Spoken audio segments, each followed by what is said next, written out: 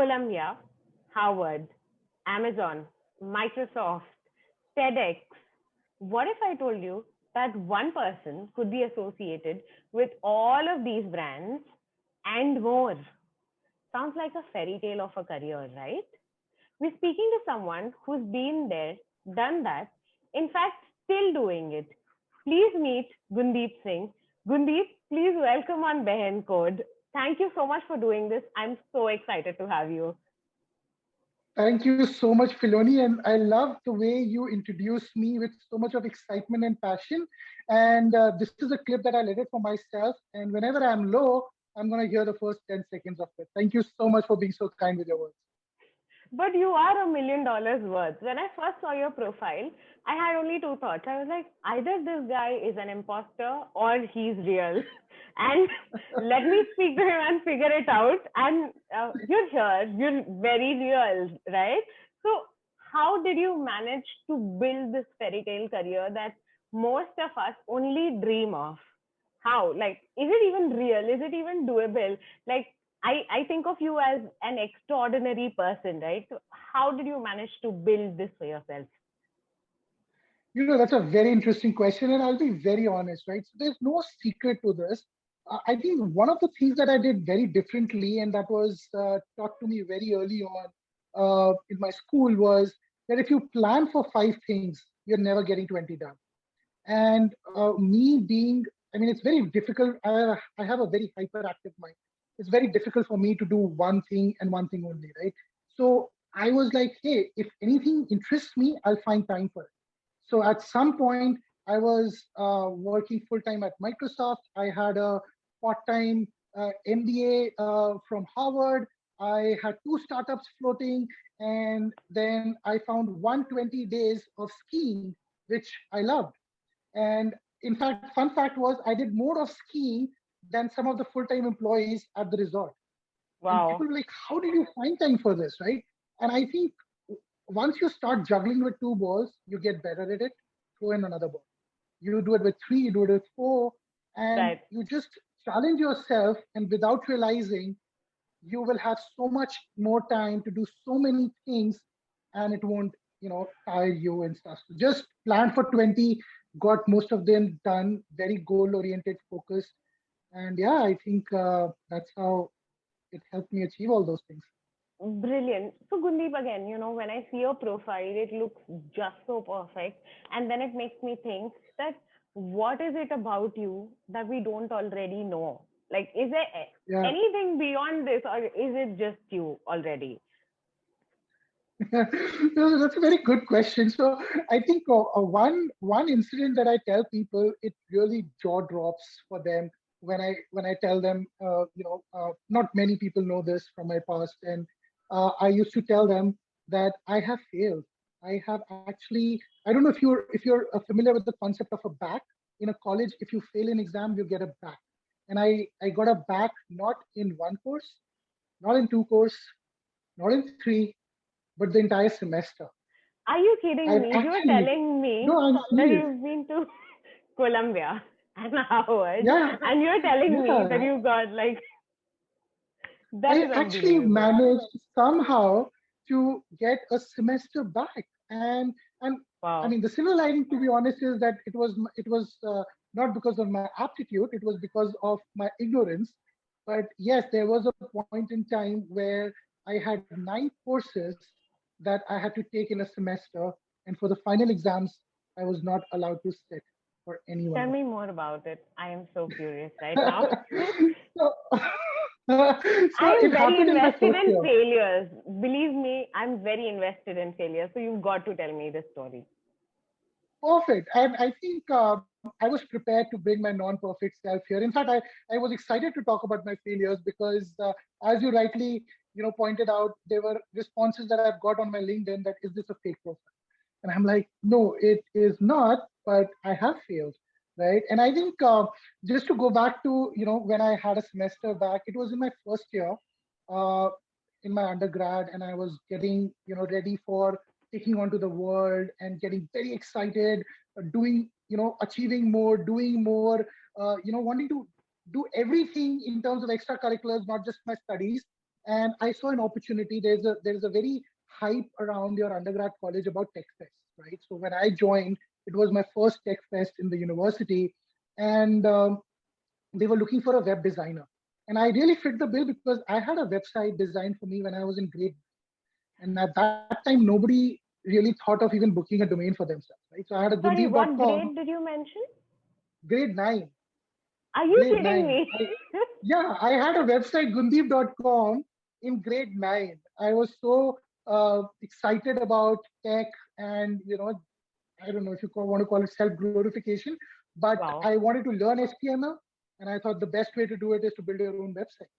Wow. So I did that. So I saw this as an opportunity to say, hey, you know what? Let's do this. Let's basically build a website for your tech fest. And I was loving that experience because I was working with one of the best seniors. I had this really interesting opportunity, and slowly, gradually, I was growing in my responsibilities. Right. So website being the centerpiece, I was coordinating with the event heads. I was coordinating with the registrations. I was coordinating with the professors, sponsors, everything, right? So it was slowly, gradually becoming a one person's army, right? And I was, getting up and up and up. And I'm like, this is great. And what made it even better was that I was promised to get benefit of my attendance. So I was missing my classes. I was working very hard. I mean, through my dorm room and late nights and stuff. But I was missing classes, and I was promised that I get my benefit of attendance because I'm doing something for the university. What Wow. I was not told is that I needed pre-approvals from the professor beforehand. Ouch. So I was like, all right, I didn't know this. So when the time came and the attendance list was there, I actually fall short in two courses, two two courses that, and one course I actually fell short. And I'm not kidding, that 15 minutes,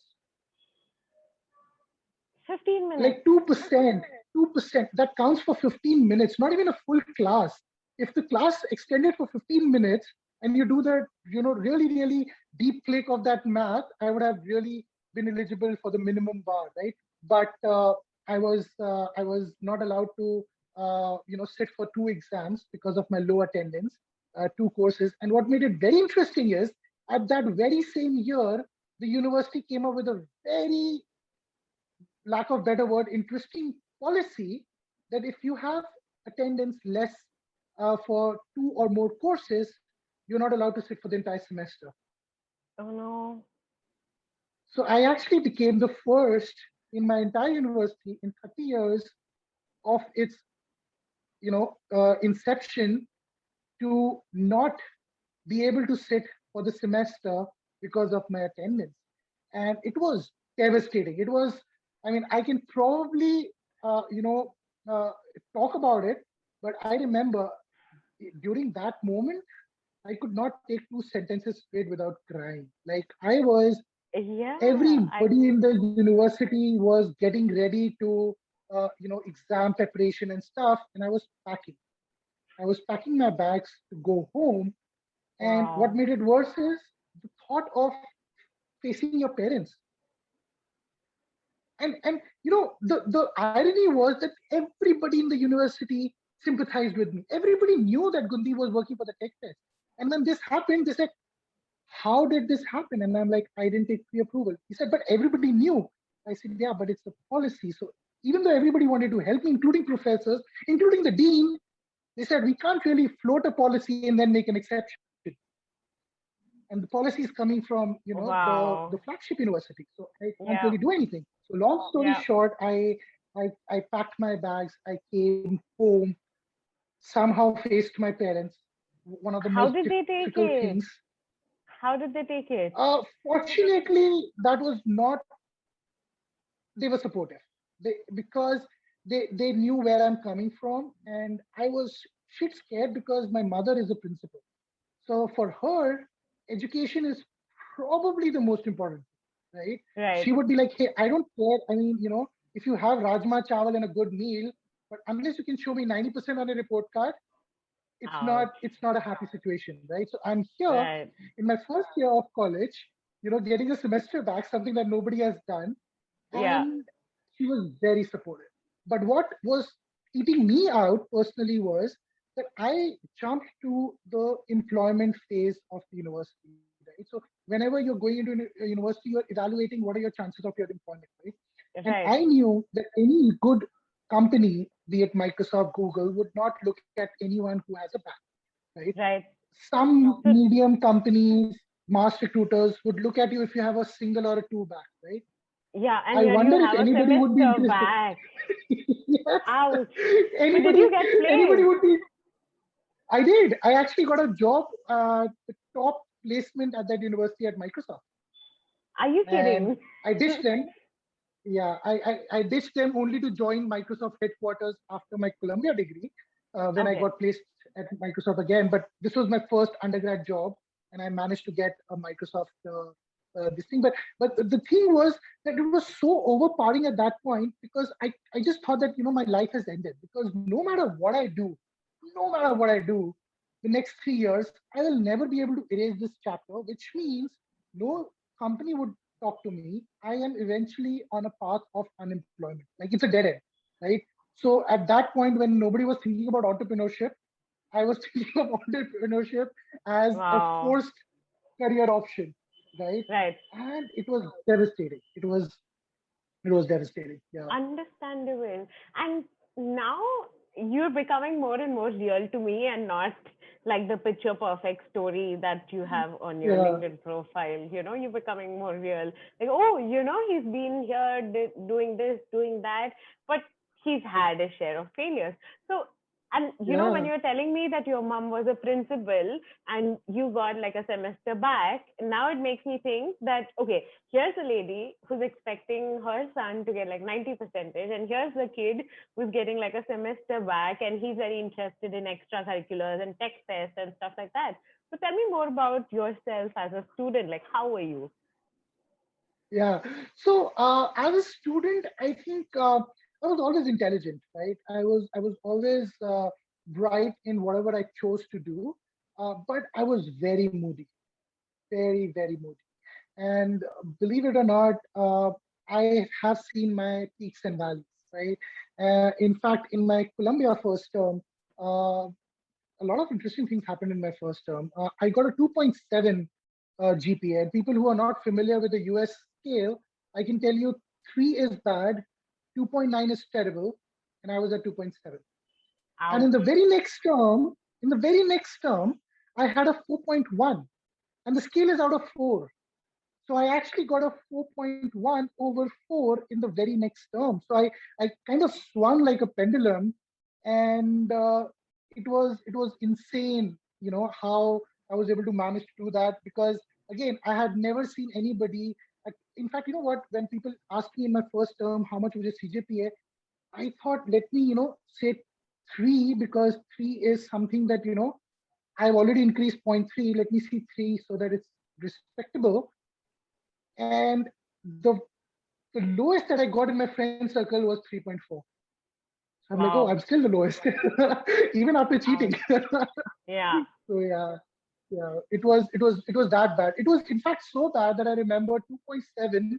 I actually got a call from my dean, and my dean called me to his office and said, Gundeep, you've got your grades 2.7, and we are worried about your grades. And I'm like, that makes two of us, because I am shit worried as well. And Yeah. he was very sweet. He was like, hey, what can we do to help? And I'm like, well, I don't think there is anything that comes to me immediately, but if does, I will definitely reach out.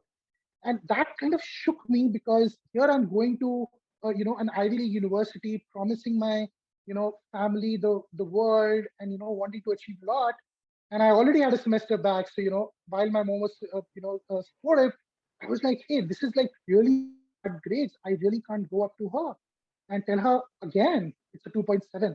So I decided to take a very, very hard call. I decided not to go to India for my winter vacation. And people who've been into study abroad will know the importance of that winter vacation, because that's when you actually, you get a break, you share your excitement. This is a new foreign country you're living in. You want to Right. share, you want to get that warmth, right? Because another 6 months, you can't go back.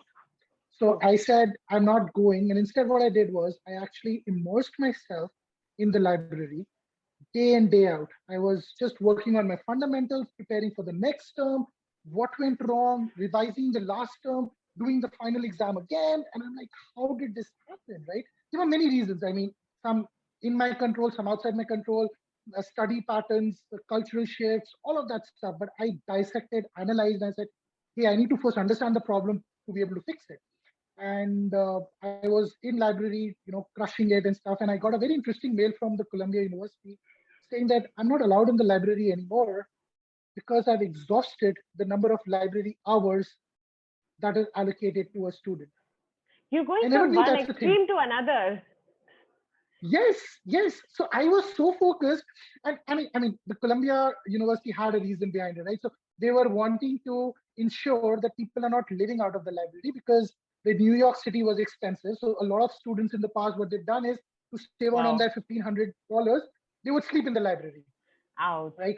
So Okay. I actually got into the radar of, you know, uh, here's a suspect who might be living out of the library, right?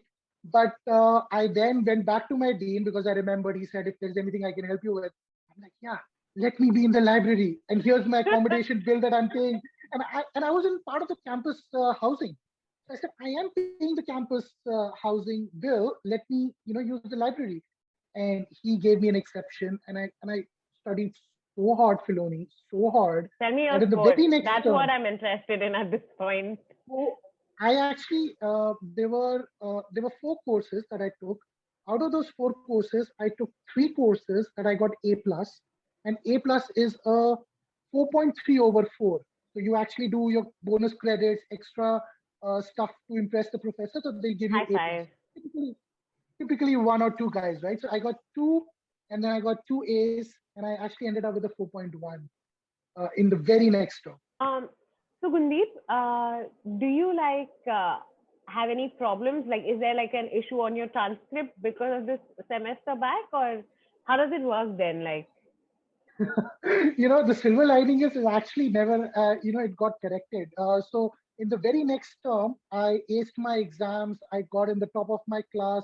I not only cleared all my exams for my current term, but also my last term in one shot. And I was in the dean's list. And somehow my university decided post facto to give me a transcript that didn't have a semester back. So, I got that fixed. So again, like yeah, I said, you're going from one extreme to another, and the yeah, yeah. conversation keeps on getting more and more exciting. So, Gundeep, like, it is kind of difficult for me to believe that you've had this kind of a failure. So, is there anything more? Like, is there anything more embarrassing than this, or this is So I mean, I think we've established that I like to, I'm a guy of extremes. Only when it hits me, I take it seriously, right? And I think that right? was exploited by my parents very well. So they would, anytime I'm deviating, they would give me such a shock, like literally, give me a jolt, knee jerk to say, hey, fix it. And fortunately, I would not take too much time to fix it.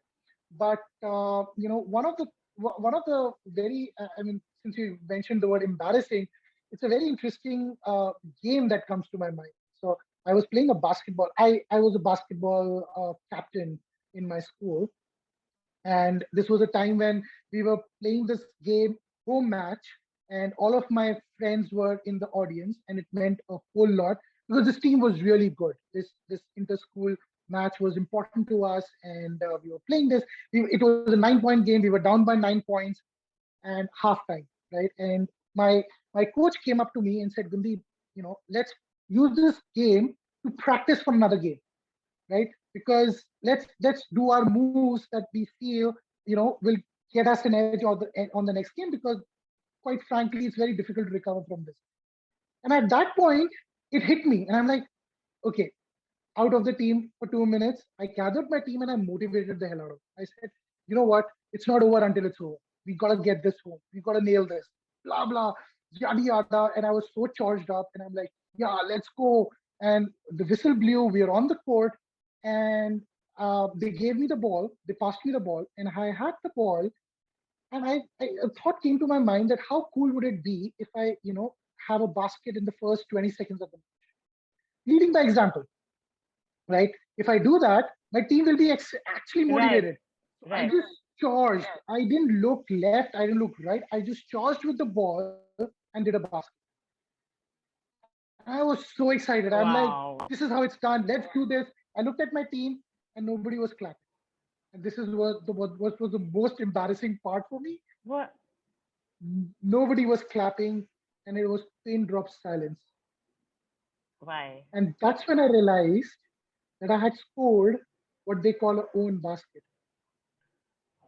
I actually scored my own basket because after halftime, the side switched and I had to score an attack on the other Ouch. side and I forgot and I scored my own basket. So Oh from a no. 9 point game, we were at an 11 point game and I didn't know where to look. And I just looked at my coach and I'm like, yeah, next game.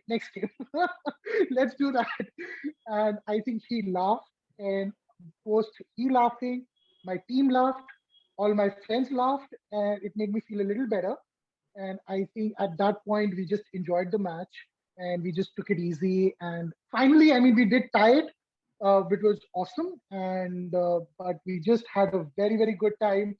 And I still remember, the captain of the other team, he when he was giving his winning speech, he actually told about he actually talked about this own basket. He talked about a 9 point game and how tying, and he literally did a salute gesture.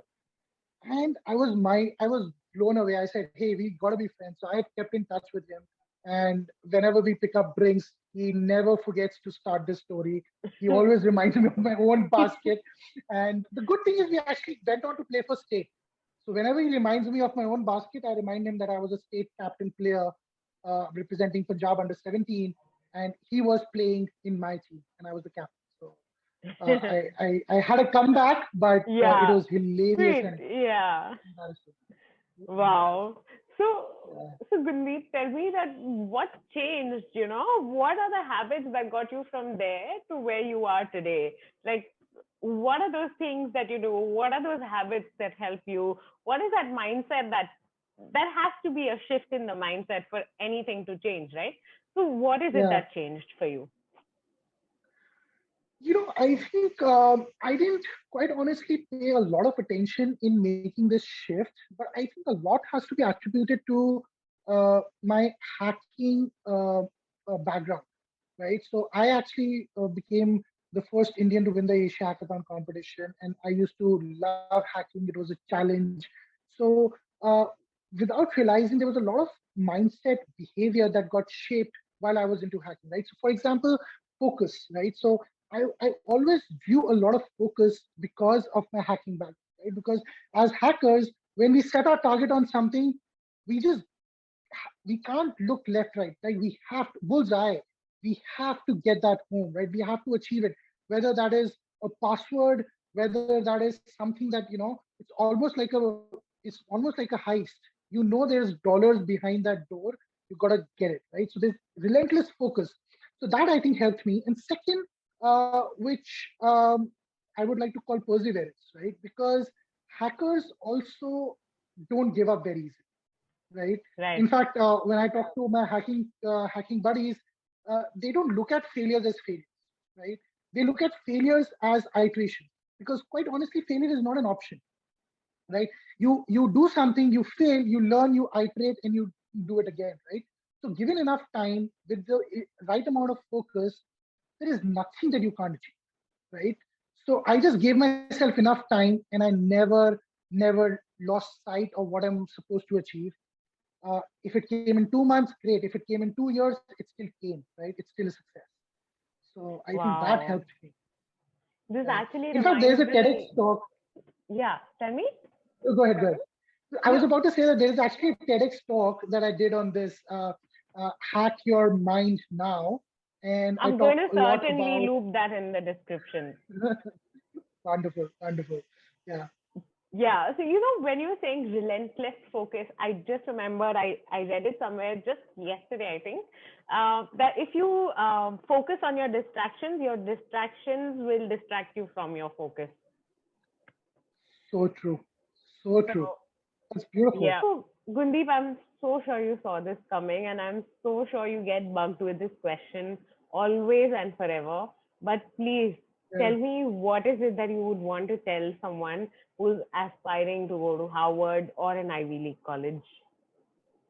Yeah, you're right, Filoni. It comes almost every single time. And I think we talked about the winning mindset, right? We talked about having focus and perseverance and stuff. So that's great, having that growth mindset. But I think one of the things that I feel is missing in the applicants today is the there's a lot of self doubt with them. They don't believe in themselves. It's very important to have that confidence that you are that good, right? And I know why this is coming from, right? Because Harvard has a very low acceptance rate, and people, assess themselves and automatically come to a conclusion that I am not that good, right? But I think if you can't convince yourself, you cannot convince anybody else. Right? These are smart people. You have to first convince yourself. Only then you'll be able to convince others, right? And in fact, there was a webinar that I did, and where I actually claimed that your acceptance of getting into Harvard is not actually 5%, it's actually 90%. It's how you think. So if you want, How? go check that webinar out.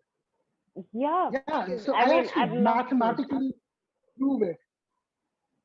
That sounds really interesting. Please send that link to me. I personally want to watch it, and Absolutely. I'm going to make sure that I share it with everyone watching this.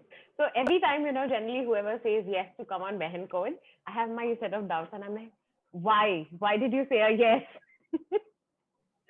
So Yeah, yeah. tell me about No, it. I Why did think you agree to be on BehenCode?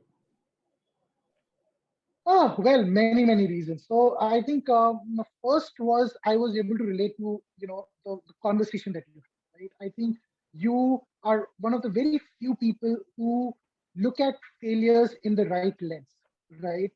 And I always wanted to bring this side of me where I could openly talk about my failures, right? Right. Because I mean, whenever I get introduced, people are talking about all the good stuff, right? And I feel I'm not doing anybody justice at that forum talking about, hey, but I failed too, right? But I think this was a very interesting opportunity that I saw. You are one of the very few people who understand that there is a lot that comes out of failures. It is just a stepping stone. So that kind of resonated with me trying on. And I think the second reason, which is probably the more important one, is you yourself, I think the kind of Mm. energy that you have, the kind of excitement, the kind of passion that you display in what you're doing in every single talk, I think it's unmatched, it's unparalleled, and you always gravitate towards such positive vibes. You gravitate towards people who are passionate about what you do, and I think that attracted me towards you. Thank you. So my goal with BehenCode actually is to help more and more women, because I know I was at one point at a stage where, I needed to hear these failure stories to realize that, what, even if you failed miserably, it's all right, Yeah, and I needed these yeah, stories. So I promised my self that, if I'm going to get through this phase, I'm going to help women normalize failures. I'm going to help them yeah, become financially and emotionally independent. And, yeah. whoever wants to join me, I'm more than happy to welcome them. So thank you so much, Gundeep, for doing this. I still am pinching myself, and I'm like, oh my God, this is actually happening. So thank you so much for being on BehenCode, Gundeep.